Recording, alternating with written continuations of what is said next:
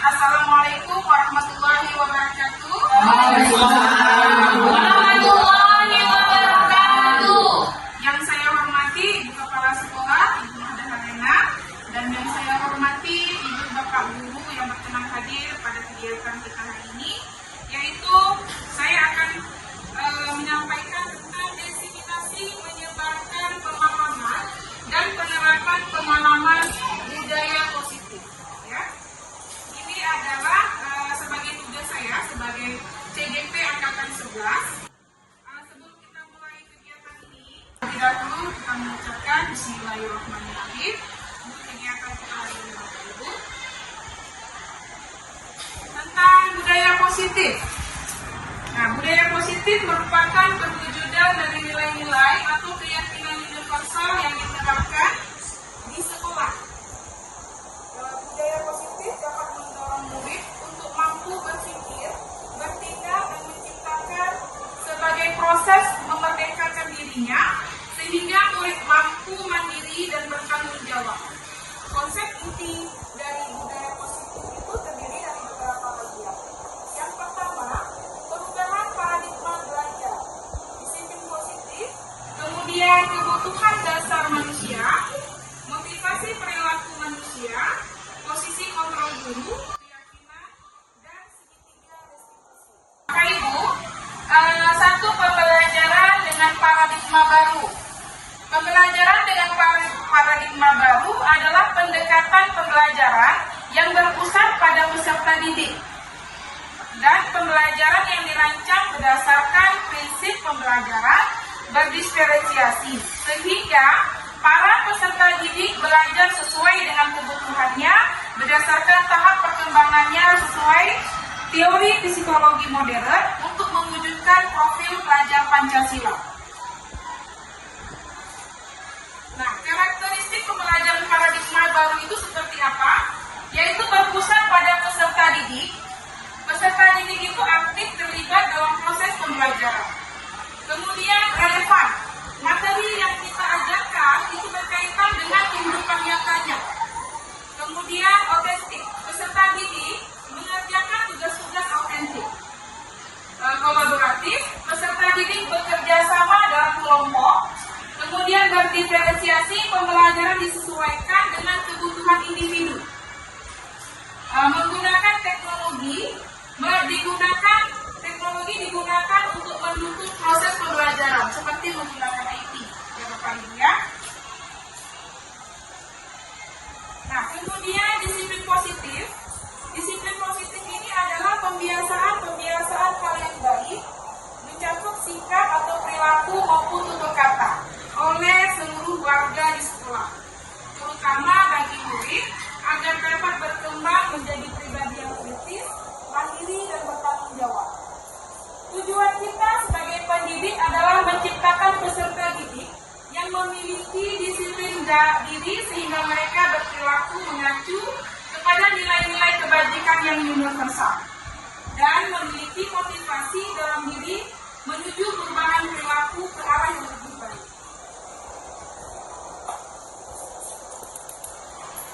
Nah, contoh penerapan disiplin positif di sekolah, ya, seperti membuat aturan kelas bersama. Sebelum kita kegiatan belajar, kita membuat aturan kelas agar anak-anak itu mematuhi aturan kelas yang akan dibuatnya. Kemudian bagaimana cara membuatnya? Melibatkan siswa dalam membuat aturan kelas. Dengan cara ini siswa merasa memiliki tanggung jawab atas aturan yang telah disepakati. Memberikan pilihan. Saat siswa melakukan kesalahan, berikan mereka pilihan untuk memperbaiki kesalahan atau menerima konsekuensinya yang logis.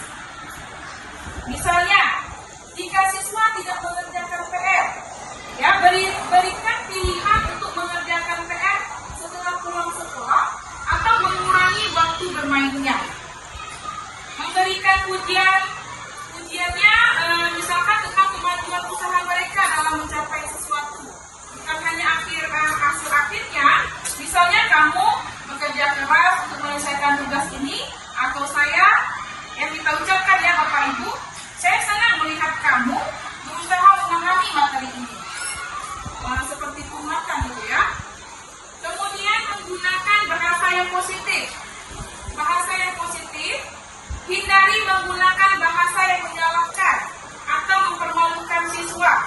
Fokus pada perilaku yang mengubah, bukan hanya pribadi siswa, bukan pada pribadi siswa yang kita lakukan.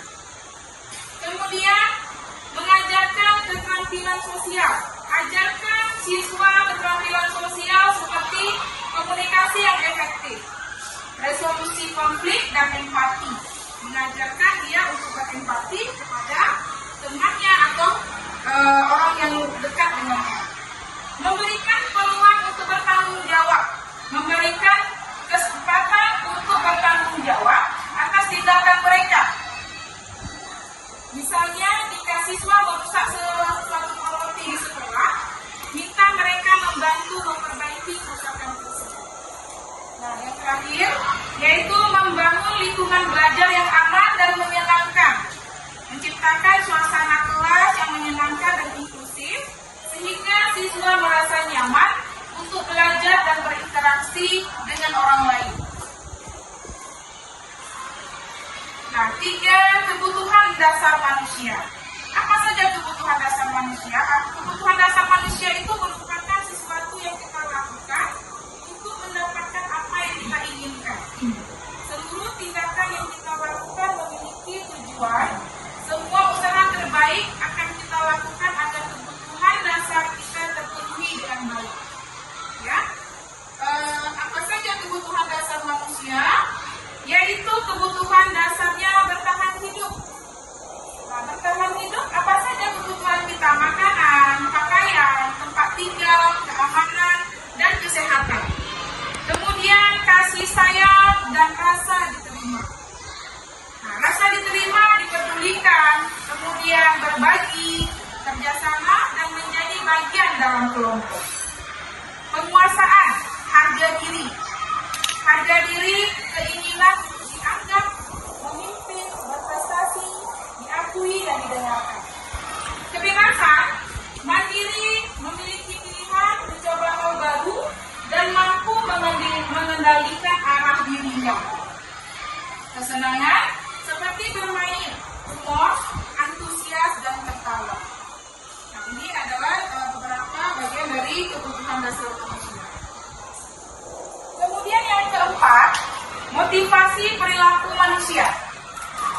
Ada hukuman di sini, konsekuensi dan restitusi.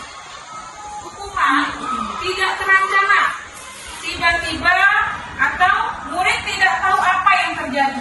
Bersifat satu arah, berupa hukuman fisik atau psikis. Konsekuensi terencana, disepakati sesuai peraturan. Murid tetap dibuat tidak nyaman, kemudian sikap guru selalu monitor kepada murid. Kalau berperilaku restitusi, seperti proses menciptakan kondisi bagi murid, kontrol selanjutnya yaitu membuat rasa bersalah. Bagaimana sih posisi kontrol membuat rasa bersalah? Nada suara itu memelas, kemudian halus, sedih, dengan bahasa tubuh merapat kepada anak. Kemudian misalkan contohnya ini, Adi, kamu ini bagaimana ya? Kamu berjanji dengan ibu tidak akan terlambat lagi. Kamu kenapa ya? Senang sekali mengecewakan ibu. Ibu benar-benar kecewa sekali. Bagaimana cara murid bila kita mengucapkan kata-kata seperti ini? Nah, hasilnya apa? Murid akan merasa bersalah. Bersalah telah mengecewakan ibu atau bapak gurunya. Murid akan merasa menjadi orang yang gagal, tidak sanggup membahagiakan orang lain. Kadang-kala sikap seperti ini lebih berbahaya dari sikap penghukum, Bapak Ibu. Nah, karena emosi akan tertanam rapat di dalam diri murid. Kalau kita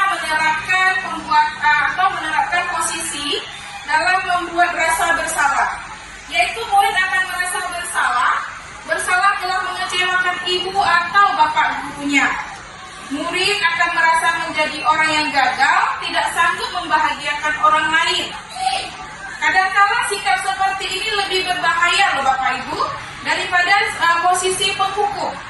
karena emosi akan tertanam rapat di dalam murid tersebut.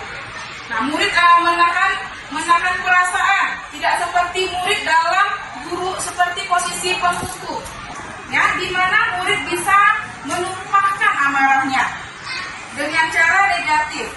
Murid tertekan seperti inilah yang tiba-tiba bisa meletus amarahnya dan bisa menyakiti dirinya dan orang lain. Ya, dia seperti memendam.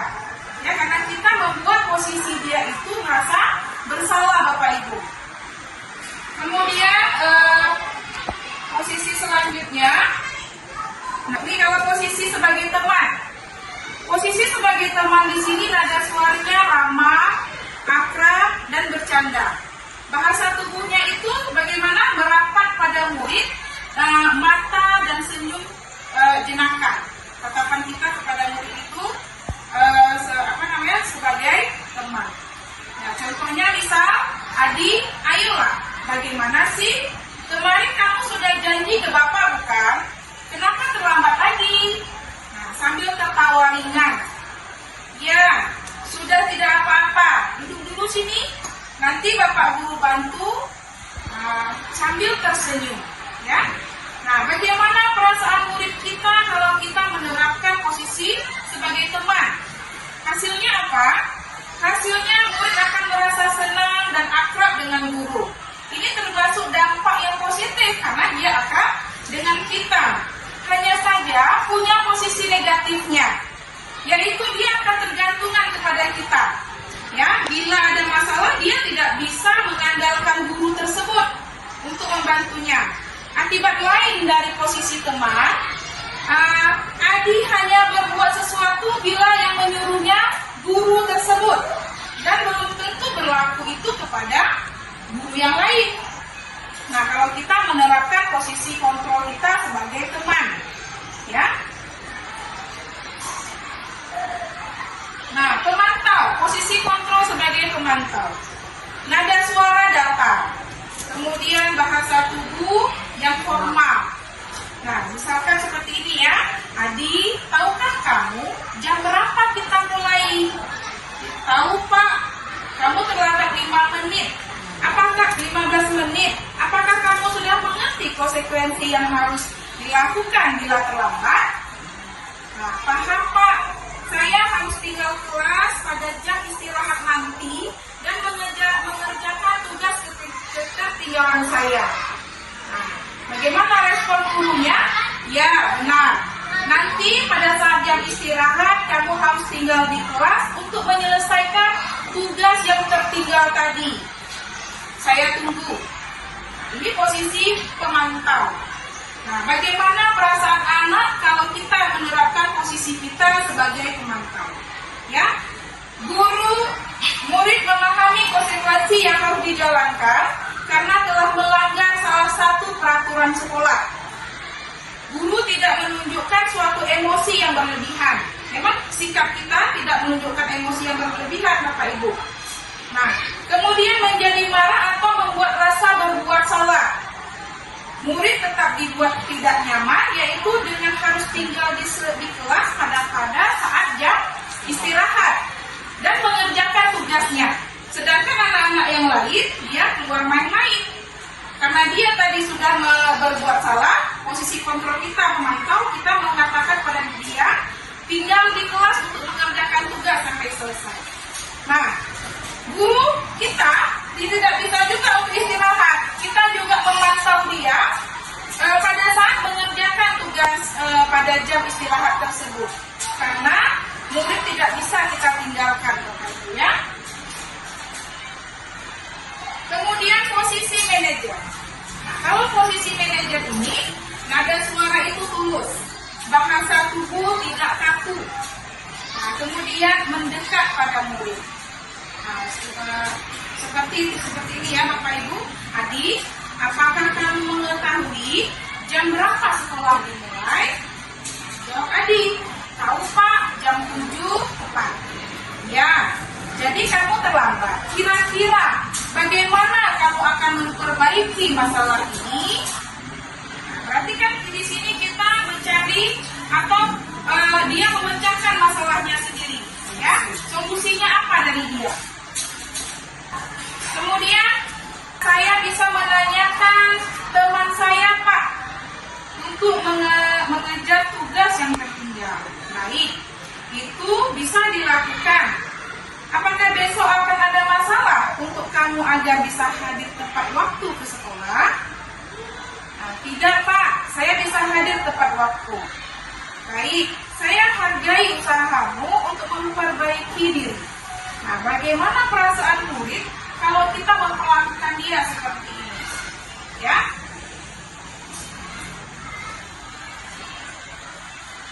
Nah, posisi manajer. Posisi manajer, maka suara guru itu tulus ketika merespon si anak. Tidak marah. Kemudian dan kita di sini tidak akan meninggikan suara kepada si anak. Apalagi menunjuk-nunjuk jari kepada si anak. Ya, berkaca pinggang. Kemudian bersikap seolah-olah menyesal, tampak sedih sekali, dan akan perbuatan murid ataupun bersenda gurau menempatkan diri sebagai teman murid. Nah, fokus pada murid. Ibu, contoh penerapan 5 posisi kontrol guru pada kasus murid tidak mengerjakan tugas yang diberikan oleh guru. Kalau kita memposisikan diri kita sebagai teman, nah, seperti kata yang kita ucapkan misal, ayo dong kamu kerjakan tugasnya. Nanti kalau sudah selesai, kita main game. Contohnya misalnya ya, kita mengajak anak itu memposisikan diri kita itu sebagai teman. Nah tadi bahwa kalau kita memposisikan diri sebagai teman, ada positifnya dan ada negatifnya. Ya, kalau positifnya dia akan dekat dengan kita. Ya Bapak Ibu ya, dia akan dekat dengan kita dan kita bisa merangkul dianya. Tapi kalau negatifnya, dia itu tidak bisa mandiri. Dia hanya tergantung kepada kita saja. Nah, kemudian pada posisi pemantau. Pemantau, kamu sudah melakukan kesalahan dan sudah mengetahuinya konsekuensinya.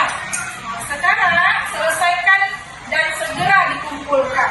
Itu posisi pemantau. Kita sebagai guru tidak bisa membiarkan anak mengerjakan tugas yang sudah tadi kita suruh kerjakan sampai tidak main-main. Ya, kita juga harus memantau dia. Nah, posisi pemantau ini, anak-anak akan dia merasa bagaimana perasaan dia nanti kalau misalkan kita memperlakukan dia tidak leluasa. Kalau misalkan pada jam keluar bermain nih, itu hak dia untuk keluar bermain, ya kan? Jajan. Nah, tapi kita juga menambahkan jam karena dia belum selesai tadi dengan tugasnya. Kemudian, contoh penerapan posisi kontrol guru, kasusnya murid tidak mengerjakan tugas yang diberikan guru, posisi kita sebagai manajer. Nah, posisi kita sebagai manajer, apakah kamu tahu kesalahanmu? Kita menanyakan dulu, dia tahu tidak kesalahan dia? Nah, kemudian keyakinan sekolah apa yang kamu langgar? Kita tanyakan lagi. Pasti si anak menjawab keyakinan kelas tidak disiplin misal, tidak bertanggung jawab misalnya. Nah, dan apakah yang kamu lakukan itu lakukan untuk menyelesaikan apa yang dia lakukan untuk menyelesaikan masalah yang sudah dia perbuat tadi? Ada solusi. Ya, ada solusi dari dia sendiri. Berarti dia akan bertanggung jawab pada perbuatan yang sudah dia lakukan. Nah, sekarang Bapak Ibu seperti kita bermain tebak-tebakan sedikit ya. Ya. Nah, bermain tebak-tebakan. Saya posisi kontrol apakah aku? Ya. Kalau kata atau kalimat yang kita ucapkan, saya kecewa sekali dengan kamu. Kira-kira Bapak Ibu. Apa tadi? Teman. Matri. Posisi apa? Penghukum. Pengkhianat. Manajer. Ayo kita lihat apakah jawabannya.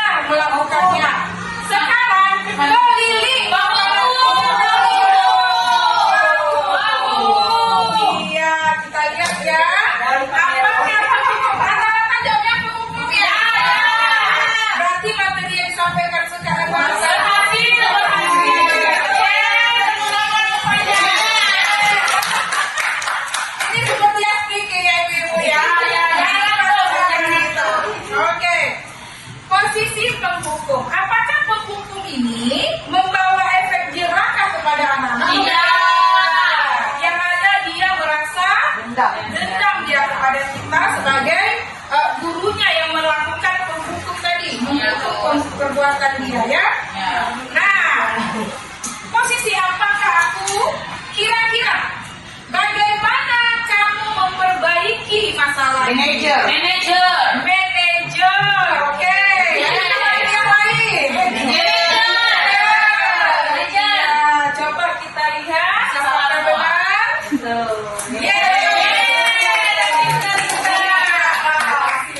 Berhasil ya.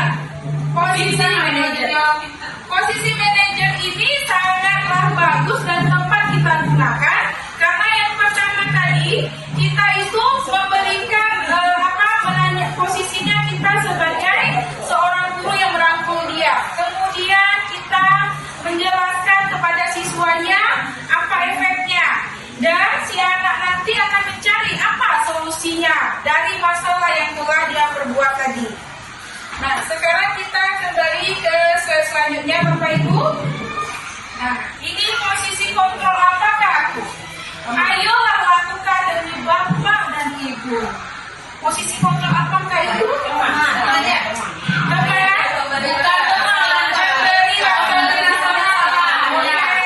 Ada yang menjawab teman, ada yang menjawab memberi rasa bersalah. Nah, ayo lakukanlah demi Bapak Ibu. Ya, kita Iya, kita lihat.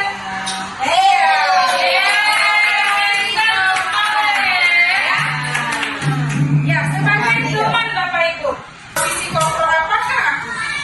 Kamu terlambat 15 menit. Ini Bu, sama-sama Bu. Ya. Pintar kalian. Ini bukan semangat kali Bu. Kamu terlambat 15 menit. Apakah kamu sudah mengerti konsekuensi yang kamu lakukan kalau kamu terlambat? Manajer ya? Ya, Bu.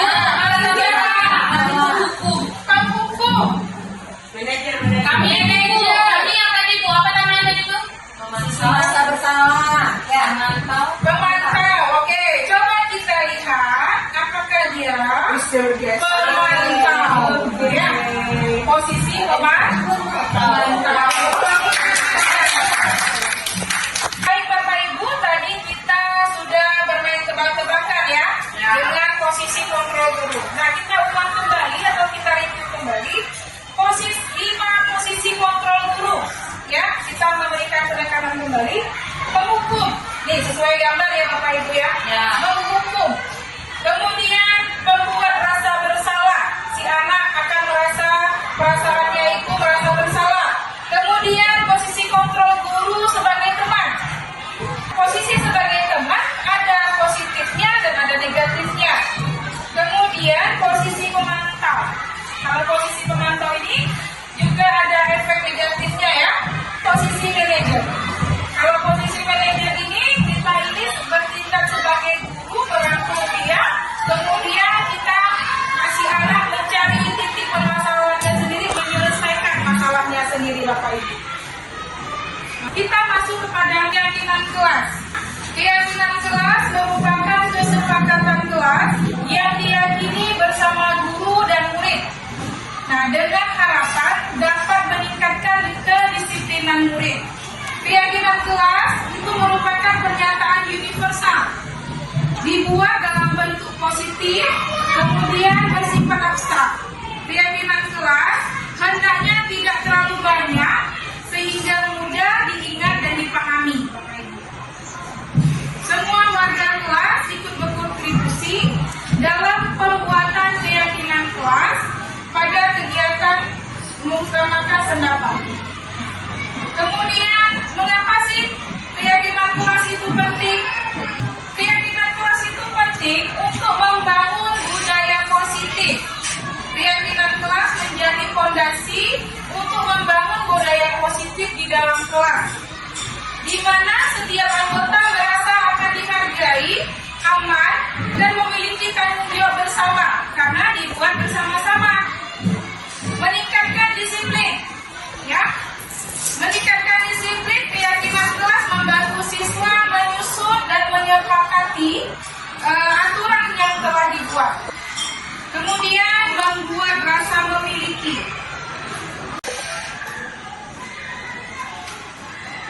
Membangun budaya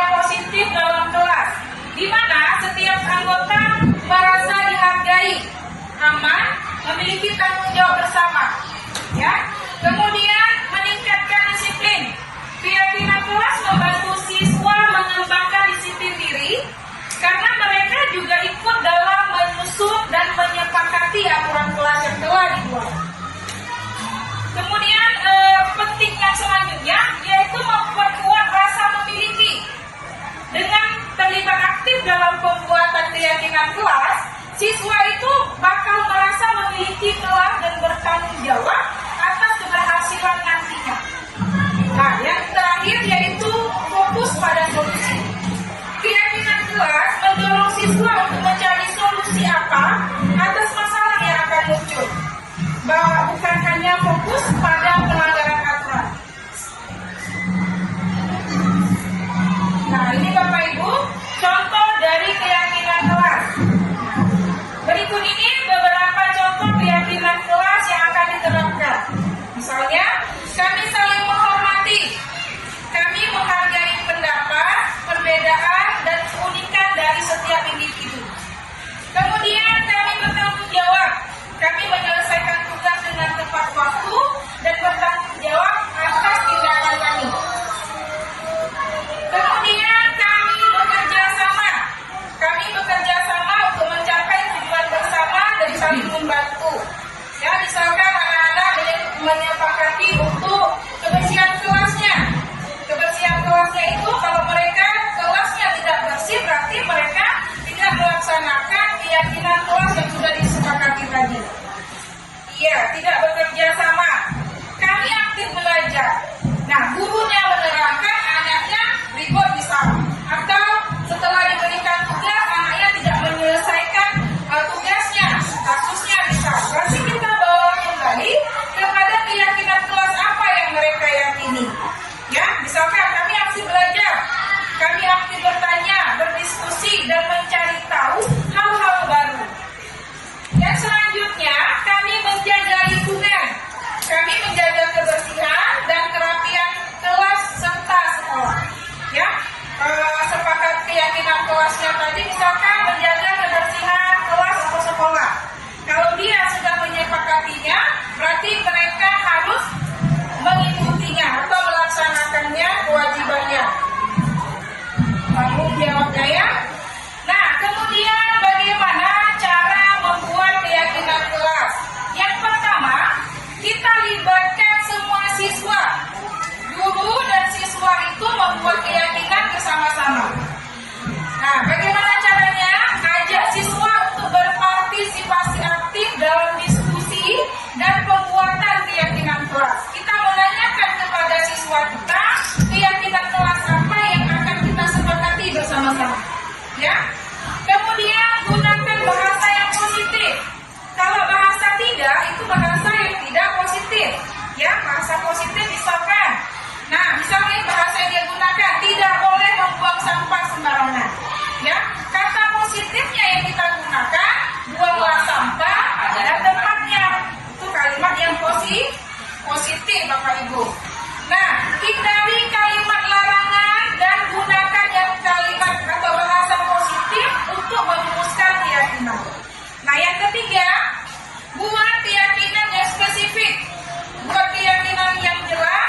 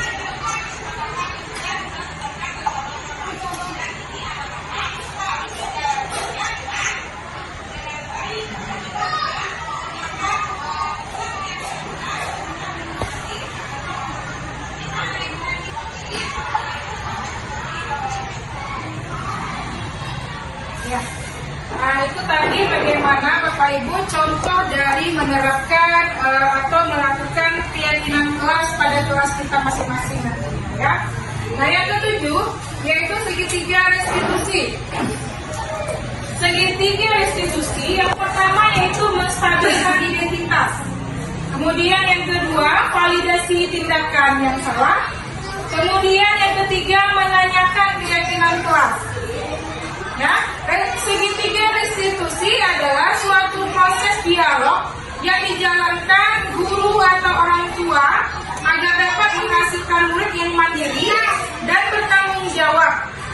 Segitiga restitusi membantu murid memiliki tujuan disiplin positif dan memperbaiki dirinya setelah berbuat salah. Segitiga restitusi bahkan untuk menembus kesalahan namun untuk belajar dari kesalahan. Tiga langkah utama dalam menerapkan segitiga restitusi. Segitiga restitusi ini terdiri dari 3 langkah. Yang pertama yaitu menstabilkan identitas. Nah tujuannya untuk membantu individu merasa aman dan dihargai terlepas dari kesalahan yang telah dia lakukan. Caranya, guru atau pendidik memberikan dukungan emosional dan mengingatkan individu tentang nilai-nilai positif yang mereka miliki. Misalnya, meskipun kamu melakukan kesalahan ini, saya tahu kamu adalah anak yang baik hati dan bertanggung jawab. Nah, begitu kira-kira bahasa yang kita ucapkan kepada siswa. Kemudian validasi data atau validasi tindakan yang salah. Tujuannya yaitu membantu individu memahami mengapa tindakan mereka salah dan bagaimana tindakan tersebut berdampak kepada orang lain.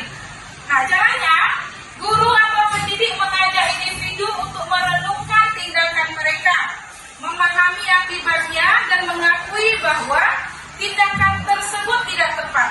Misalnya, ketika kamu melakukan ini, temanmu merasa sedih karena apa? Kita menanyakan kepada anak, nah kalau kamu melakukan tindakan ini, nak, bagaimana perasaan teman kamu yang kamu jahili tadi?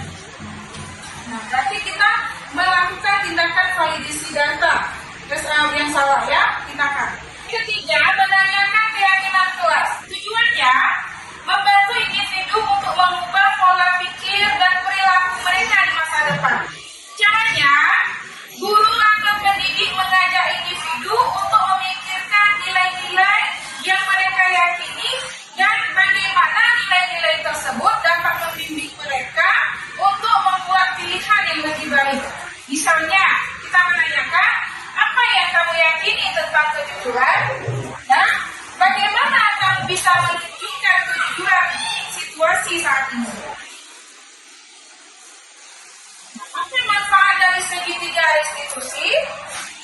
Manfaatnya yaitu pembelajaran yang lebih mendalam. Nah, individu tidak hanya belajar tentang aturan, tetapi juga memahami alasan di balik aturan tersebut. Meningkatkan disiplin di sini, individu menjadi lebih bertanggung jawab atas tindakan mereka dan lebih termotivasi untuk memperbaiki diri. Nah, memperbaiki hubungan, misal individu itu merasa untuk memperbaiki hubungan dengan orang lain setelah melakukan kesalahan. Nah, pengembangan karakternya, individu mengembangkan sifat-sifat positif seperti rasa empati, tanggung jawab, serta integritas. Contoh penerapannya, misalnya seorang siswa yang mencontek saat diam. Nah, penerapannya bagaimana? Guru dapat menerapkan segitiga restitusi sebagai berikut. Yang pertama yaitu menstabilkan identitas. Nah, saya tahu kamu biasanya adalah siswa yang jujur. Saya percaya kamu bisa melakukan yang lebih baik. Itu dia adalah menstabilkan identitasnya. Kemudian validasi tindakan yang salah. Mencontek adalah tindakan yang tidak jujur dan tidak adil. Bagaimana teman-teman belajar dengan sesungguh? Kemudian yang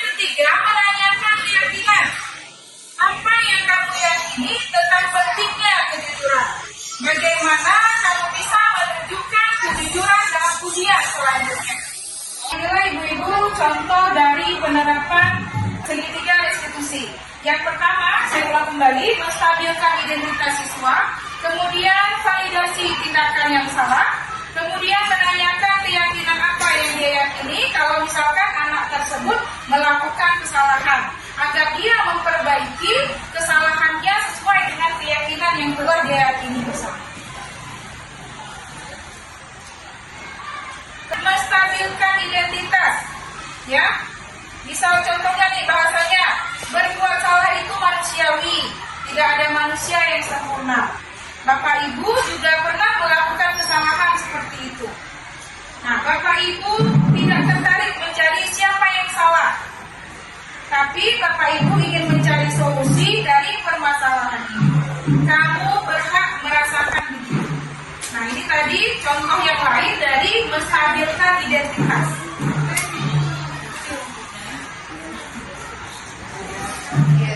Nah, kemudian validasi tindakan yang salah. Ya, Bapak Ibu. Contoh yang lainnya, kamu pasti punya alasan mengapa melakukan hal itu. Ya, padahal kamu bisa melakukan yang lebih buruk dari ini ya. Yang lebih baik nih maksudnya Bapak Ibu ya. Nah, atau kamu patut bangga pada dirimu sendiri karena kamu telah melindungi sesuatu yang penting buatmu. Nah, ini validasi tindakan yang salah.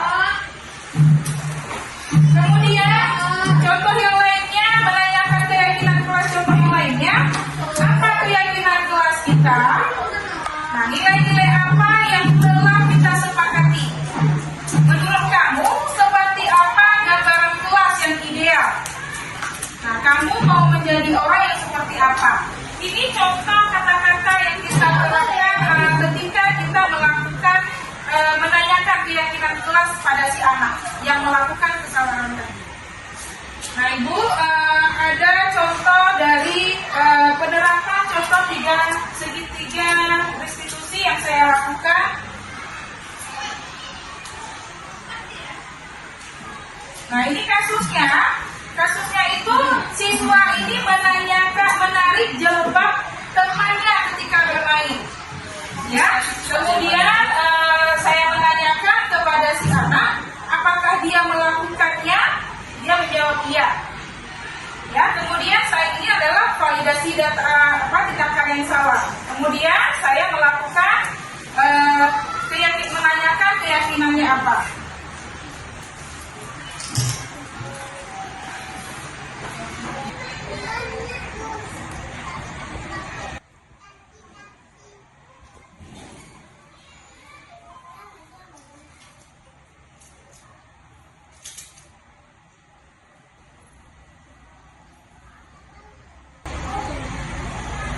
Nah, ini kasus yang kedua yang saya restitusikan, yaitu siswa ini dia melakukan masuk tidak tepat waktunya setelah keluar main-main. Ya, kemudian saya memvalidasi data isinya, keyakinan kelasnya juga, menanyakan mengapa dianya tidak masuk kelas tepat pada waktunya.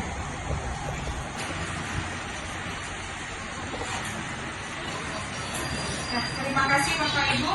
Nah, itulah adalah contoh dari penerapan segitiga restitusi yang saya lakukan pada 2 siswa. Kemudian saya juga telah melakukan bagaimana menerapkan keyakinan kelas.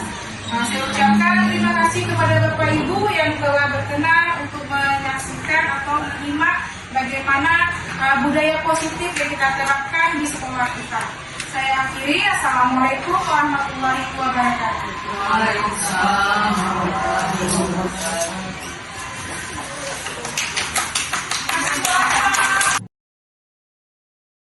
Assalamualaikum warahmatullahi wabarakatuh. Waalaikumsalam warahmatullahi wabarakatuh. Apa kabar anak ibu semuanya? Ya, alhamdulillah kita masih diberikan kesempatan oleh Allah untuk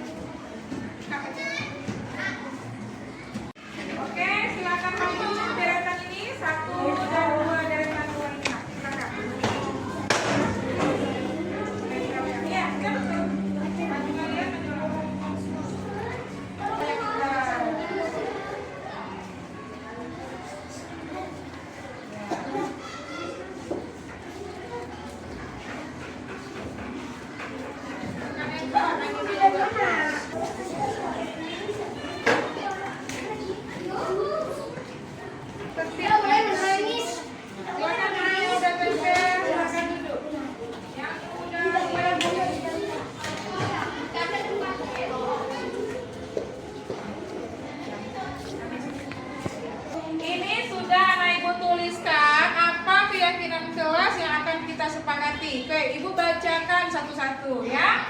Di sini keyakinan yang pertama yaitu datang tepat waktu. Apakah kita sepakat datang tepat waktu? Oke, keyakinan.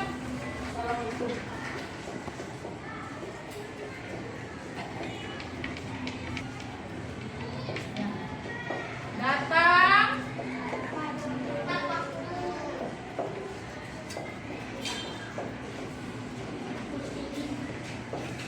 Nah, kemudian ada lagi.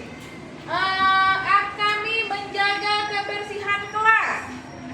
Akan menjaga kebersihan kelas. Sepakat kita akan menjaga kebersihan kelas? Sepakat. Oke, itu akan menuliskan. Keyakinan kedua akan menjaga kebersihan.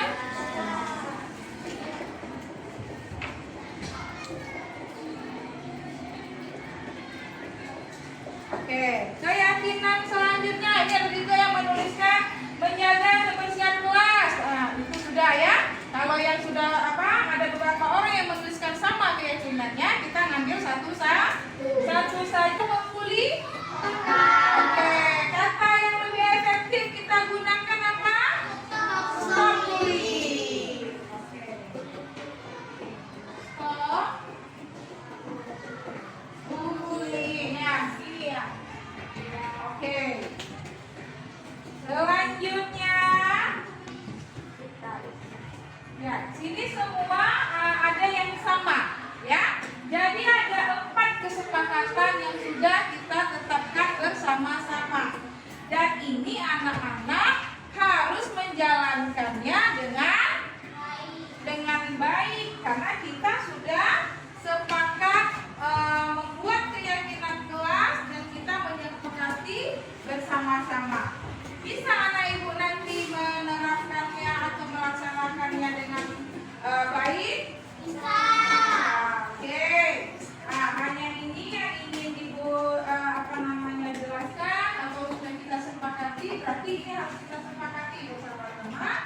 Ibu akhiri. Assalamualaikum warahmatullahi wabarakatuh.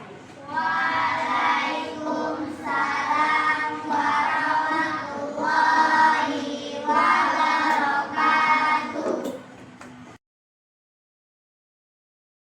Hai Iza sudah tahu belum kenapa Ibu manggil Iza? Apa karena Iza telah masuk kelas ya Bu? Iya, benar. Nah, apakah perbuatan Iza tadi itu salah atau benar? Salah Bu. Iya. Nah, apakah Iza kalau salah, semua kita juga pernah berbuat salah ya Nak ya? Ibu juga dulu pernah berbuat salah. Ibu kadang suka tidak tepat waktu ketika masuk kelas. Nah, apakah perbuatan itu baik? Tidak. Iya, kalau tidak, berarti perbuatan itu salah ya Nak ya? Di sini Ibu tidak tertarik mencari siapa yang salah, Iza. Nah, Ibu hanya ingin mencari solusi dari permasalahan kita ya Nak ya. Nah, kamu pasti punya alasan kenapa Iza tidak masuk ke kelas. Karena tadi bermain dengan teman-teman terlebih dahulu, baru jalan ke kantin. Ya, bermain dengan teman itu menyenangkan ya kan Nak ya. Nah, memang seru kita bermain, tapi kita harus ingat waktu. Nah, kemudian apa yang harus Iza lakukan untuk agar kita itu masuk ke kelas tepat waktu sayang? Iza nanti akan berusaha untuk membagi waktu. Iya, membagi waktu ya Nak ya. Oke. Nah, kapan kira-kira Iza akan melakukannya? Besok insya Allah Iza langsung lakukan. Iya, bagus sekali. Nah, kira-kira keyakinan kelas apa yang kita harus tepati atau ikuti sayang? Tidak boleh terlambat masuk kelas. Iya, bagus. Nah, yakin Iza akan melaksanakan keyakinan kelas itu? Insya Allah yakin Bu. Iya, bagus. Nah, menghargai waktu itu yang utama ya Nak ya. Oke, baik. Nah, sekarang Iza kalau sudah yakin melaksanakan keyakinan kelas itu, berarti Iza akan tepati besoknya ya Nak ya. Iya. Oke, baik. Terima kasih Iza. Ya Bu, sama-sama. Hoshi tahu tidak kenapa ibu memanggil Hoshi ke sini? Tidak tahu, Bu. Tidak tahu. Tadi kan waktu keluar main, ibu melihat Hoshi itu menarik-narik jilbab teman. Ya, apakah itu benar? Benar, Bu. Benar. Apakah perbuatan itu benar apa salah? Salah, Bu. Salah. Oke. Hoshi meyakini itu salah. Nah, tidak apa-apa berbuat salah, karena ibu dulu juga pernah berbuat salah seperti Hoshi, suka ganggu teman, usil kadang-kadang ya. Tapi kita harus memperbaikinya ya, Nak. Ya. Iya, bagus. Nah, kalau begitu, keyakinan kelas apa yang harus kita lakukan? Yakini Rukun, Bu. hidup rukun, saling menghargai. Nah, kemudian apakah Hoshi akan memperbaikinya? Ya, Bu. Iya, Hoshi akan memperbaikinya. Kenapa coba kita tidak boleh menarik jilbab teman kita? Karena melihat aurat teman kita. Iya, tidak boleh kita melihat aurat teman kita ya. Fungsi kerudung itu untuk menutup aurat, ya Nak ya. Ya. Kemudian apakah Hoshi dengan keyakinan kelas kita itu Hoshi akan memperbaikinya, Nak? Ya, Bu. Iya. Bagaimana cara Hoshi memperbaikinya? Meminta maaf kepada dia. Oke, meminta maaf kepada dia yang Hoshi tarik jilbab tadi ya. Oke, bagus. Hoshi anak pintar dan soleh.